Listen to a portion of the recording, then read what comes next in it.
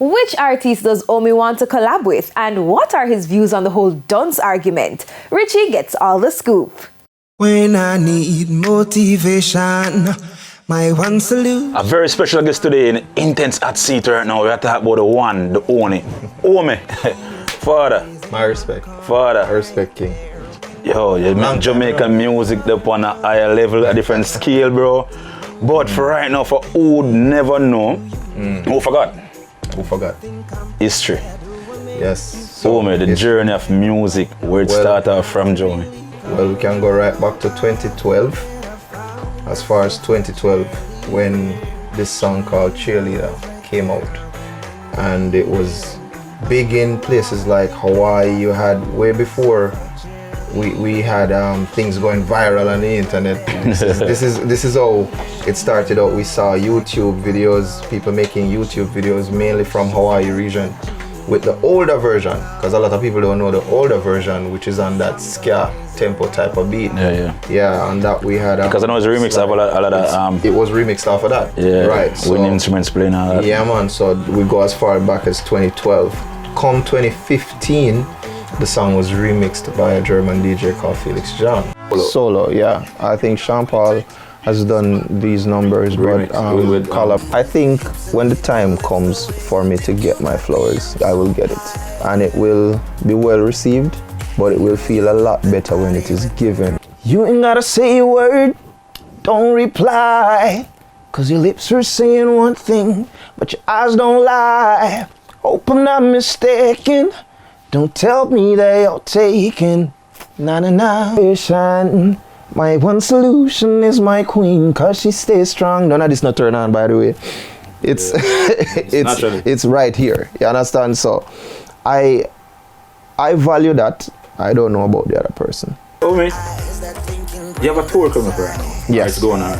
Yes, going on, yeah. Talking about that tour. So we just completed Japan leg of the tour, and we are going to pause for the holiday. And then we will resume next year, early next year, with the OMI Cheerleader Anniversary Tour. Why Japan though? Japan has always been a big supporter of So, the younger generation of artists right now in Jamaica, this is in Jamaican space. Let me take off the glasses. At the end of the day, make sure that whatever it is you're putting out there, you are comfortable with it. Wab is no longer with us in the flesh. But at the same time, it's undeniable the legacy that he has left, not just for him, but for his children. Man Gene strong. You understand what I'm saying? Makes sense. And that is something that he can be proud of. His music has surpassed, has transcended time, and people are uplifted by it. Just make sure at the end of the day, that is the feeling you're working towards. I'm not here to tell you what kind of music to put out, or how to entertain, or what niche to tap into. But make sure that you, when you're old and grey and you give up the stage, the legacy is there. The legacy is there. It's a positive one. Powerful. Yeah. OMI, song. What's the next song people can check out for you? I can read your poker face, yeah. But you look like you're down, no good. Yeah, man, Poker Face are going with it, and surprisingly, the people in Japan singing it the other day when I went there. Yeah. And we just put it out.